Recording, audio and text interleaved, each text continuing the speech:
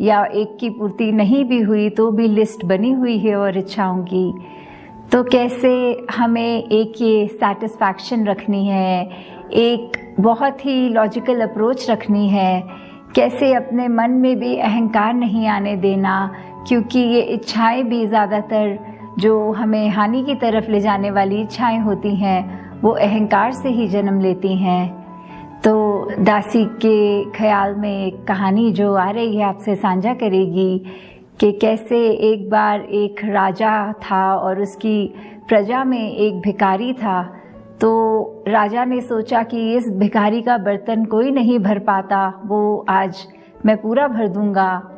तो जैसे ही वो भिखारी राजा के सामने आया, राजा ने अपनी सारी धन दौलत, अपने सारे कीमती मोती, डायमंड्स, जो भी था सब डाल दिया, पर उसका बर्तन वो भरा नहीं। यहाँ तक बात आ गई कि राजा ने अपना पूरा राजपाट उसके उस बर्तन में डाल दिया और फिर भी वो बर्तन भरा नहीं।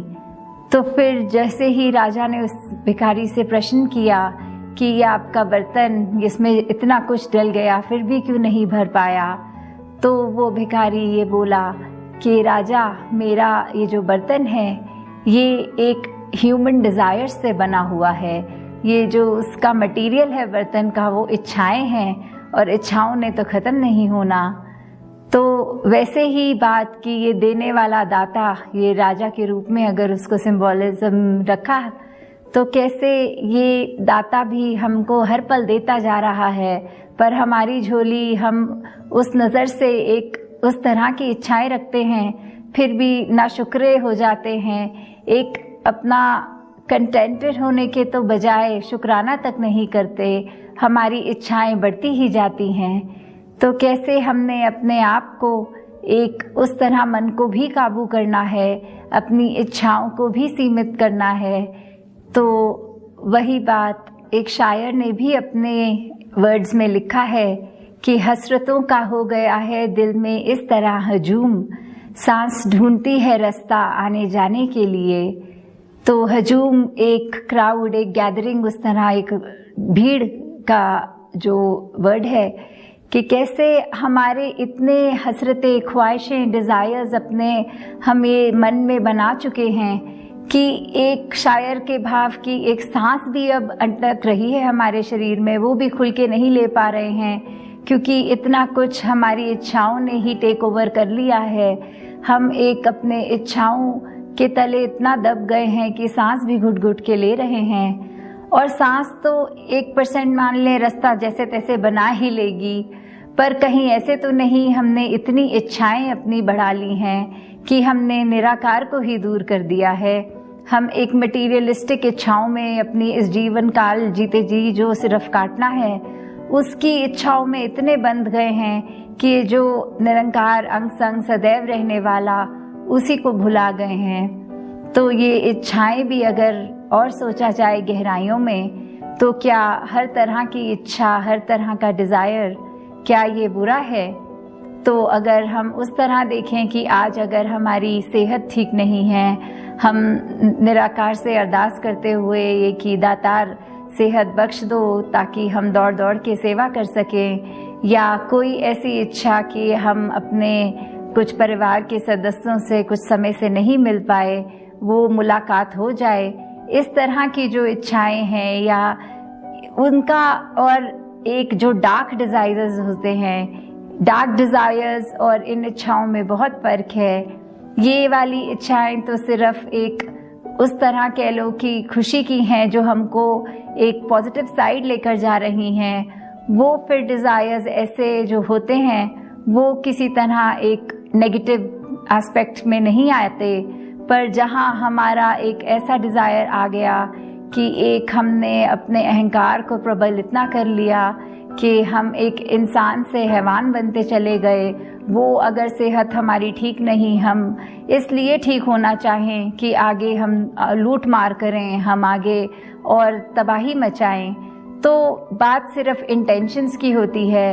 अगर हमारा कोई डिज़ायर है, कोई इच्छा है, उसके पीछे एक हमारी सोच एक बहुत ही पावन पवित्र है, एक कुछ प्रोडक्टिव रिजल्ट लाने के लिए है, कुछ एक अच्छा अचीव करने के लिए है, तो वो डिज़ायर्स बुरे नहीं हैं।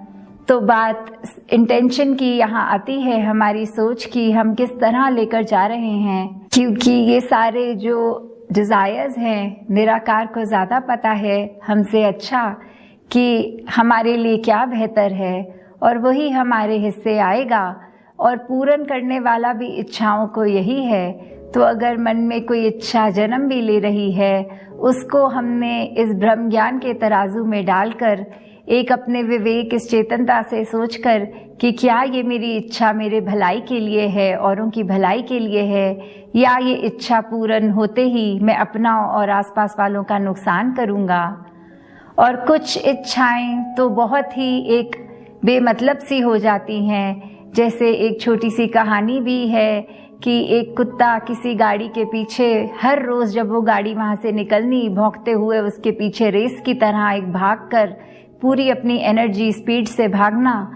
और हर दिन जैसे ही ये सिलसिला बने तो गाड़ी में वो बैठे हुए दो व्यक्ति जो रोज़ ये देखें, तो एक ने दूसरे से पूछा कि ये इसको चाहिए क्या, इस डॉग को जो रोज़ हमारे पीछे ऐसी चेज़ करता है, इस तरह भागता है।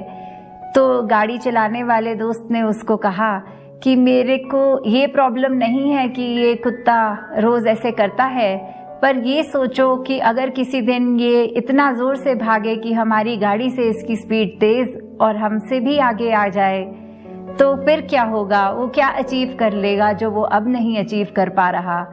तो ऐसे ही हमारी कितनी इच्छाएं होती हैं जो एक बेमतलब होती हैं, एक बेबुनियाद होती हैं, कि क्या हम एक ऐसी इच्छा को पकड़ के बैठ गए हैं जिसमें हमें फिर कोई एंड रिजल्ट, कुछ कॉन्क्रीट नहीं है, कोई फिक्स्ड नहीं अच्छा कुछ मिलने वाला। तो कहीं ऐसे इच्छाओं की वजह से हमने अपने मन का चैन तो नहीं गवा दिया।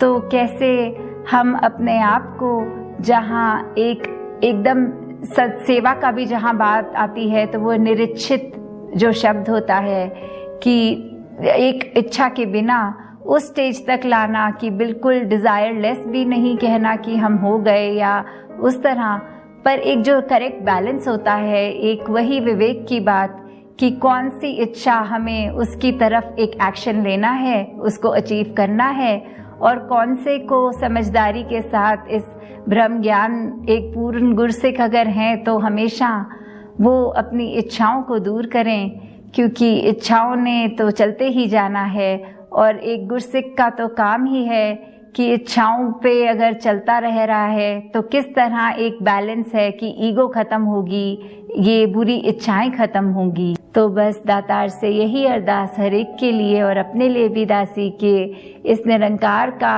जो एहसास है वो हमेशा बना रहे, और हर चीज़ इसकी रज़ा में है। एक एक चीज़ के लिए शुक्राना, एक एहसास की सब है, बहुत अच्छा है, जितना है बहुत अच्छा है। दातार सभी पे कृपा करे जी। साथ संगत जी, धन निरंकार। साथ संगत जी प्यार से कहना, धन निरंकार जी। साथ संगत जी, तो अभी आप सभी ने सतगुरु माता जी के अनमोल वचन को श्रवण किया।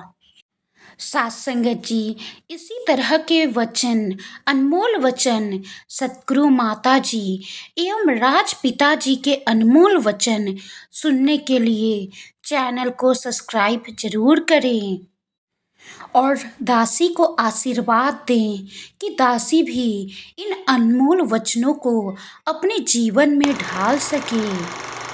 तो महापुरुषों, चैनल को सब्सक्राइब करें और वीडियो को लाइक और शेयर जरूर करें, बड़ी कृपा होगी दासी पर। साथ संगत जी प्यार से कहना, धन निरंकार जी।